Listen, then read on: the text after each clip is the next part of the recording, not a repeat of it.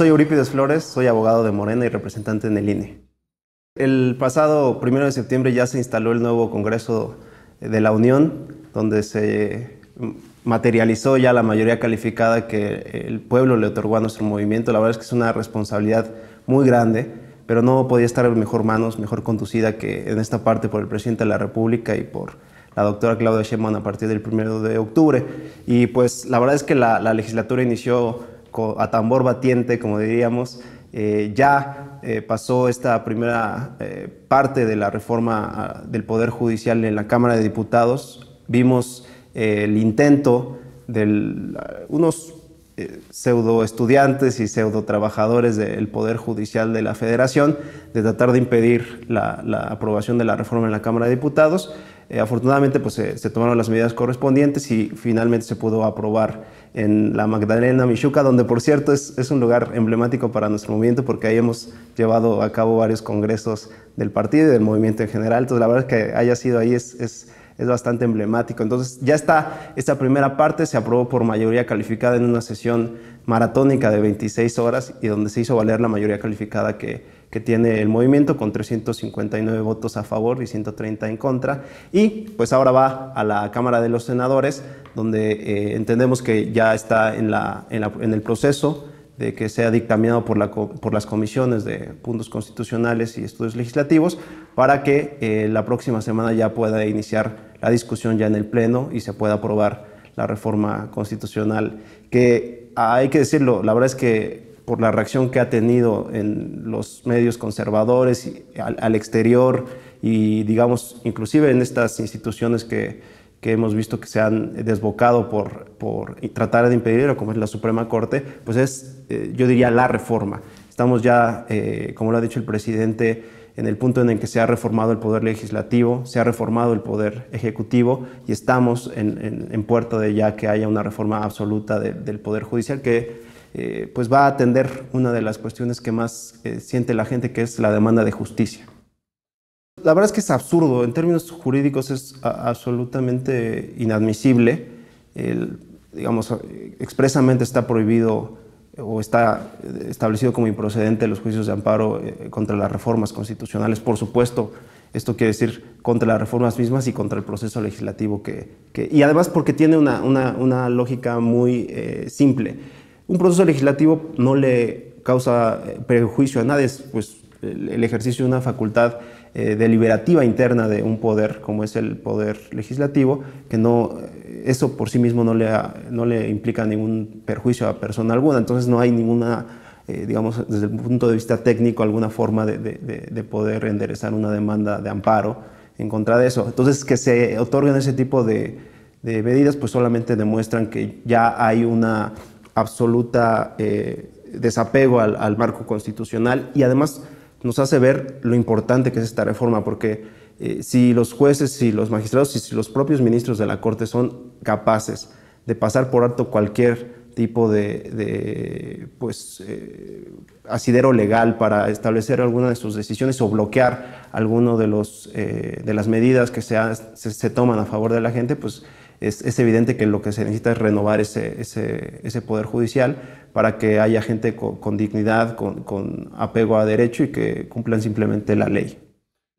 Mira, también hay que decirlo, me parece la actitud de la Suprema Corte, de la mayoría de los ministros y fundamentalmente de su presidenta Norma Piña, absolutamente indigna para el cargo que ostentan. La Suprema Corte de Justicia de la Nación ha sido encabezada por grandes juristas como el propio Benito Juárez, y que hoy esté Norma Piña tomando esa actitud es absolutamente indigno porque es evidente que ella está detrás de todos estos movimientos de pseudo trabajadores y es de vergüenza que no tengan la calidad moral de presentarse ellos en las manifestaciones y que manden a la gente de base que son pues trabajadores que se pueden ver obligados a presentarse por sus sindicatos, por amenazas o por desinformación. Entonces, por lo menos deberían tener la decencia de ellos plantar cara a lo que quieren, plantarse allí en el Congreso, y si ya se fueron a paro, pues que se vayan ahí a apostar afuera del Congreso y a demandar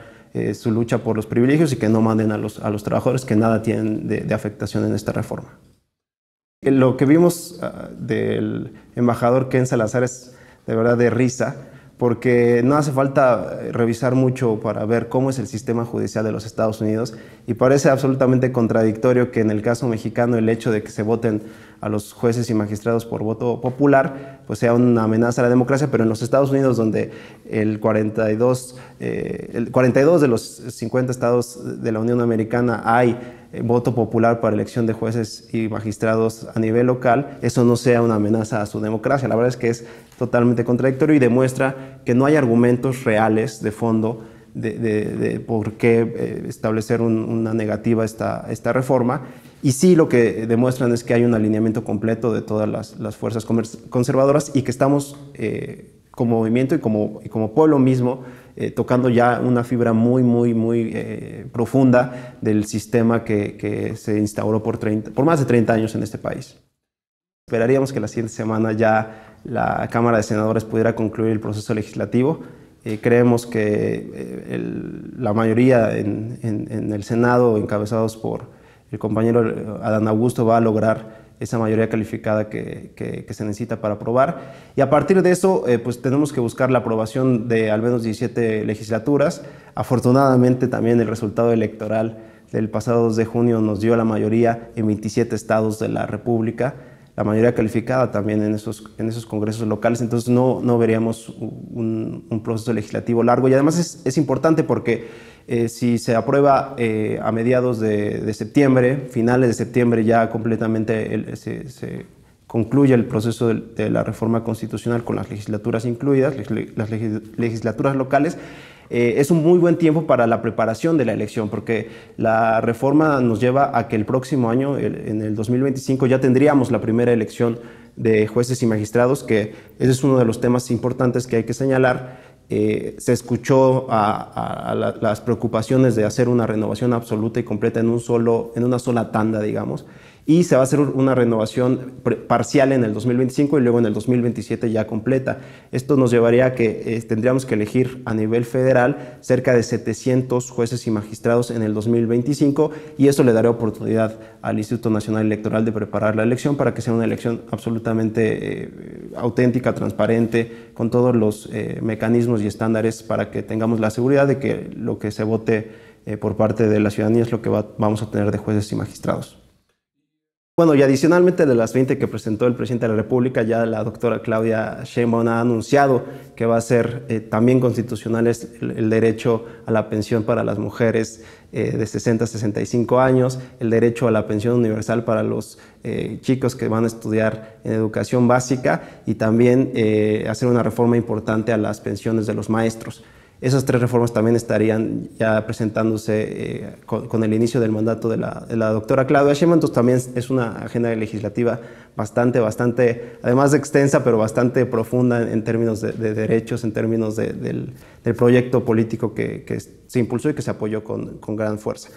Ahora lo que sigue, pues, se ha anunciado ya que la Cámara de Diputados iniciará la discusión en primera instancia de la reforma que presentó el presidente en materia de pueblos y comunidades originarias y afromexicanas, para darles personalidad jurídica y que esto les permita seguir avanzando en la reivindicación de sus derechos, que se ha avanzado mucho con el presidente, pero había que ponerlo también en la Constitución. Y luego vendrá otra reforma también bastante importante, profunda y transformadora del sistema político como lo conocemos hoy, que es la reforma para acabar con los organismos autónomos, para regresarle esas funciones al gobierno, y que el gobierno pues tenga toda la posibilidad de ser un gobierno fuerte, regulador en áreas fundamentales como es la competencia económica, como es la radiodifusión, como es la propia mejora de la educación, digamos el seguimiento y el fortalecimiento de la educación, y también en materia energética, todos los órganos reguladores en materia energética que se crearon en la reforma de 2014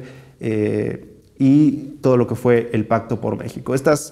La creación de estos organismos tienen su origen en el Pacto por México. Ahí fue cuando le quitaron estas facultades al gobierno central y se las otorgaron a estos institutos. estos órganos autónomos, que además de ser muy onerosos, pues están absolutamente cooptados por las industrias que se supone que regulan. Es decir, el IFT, que se supone que regula a las televisoras, pues está absolutamente cooptado por las televisoras, y por eso no hemos visto un avance en esa materia. La competencia económica es de risa que tengamos un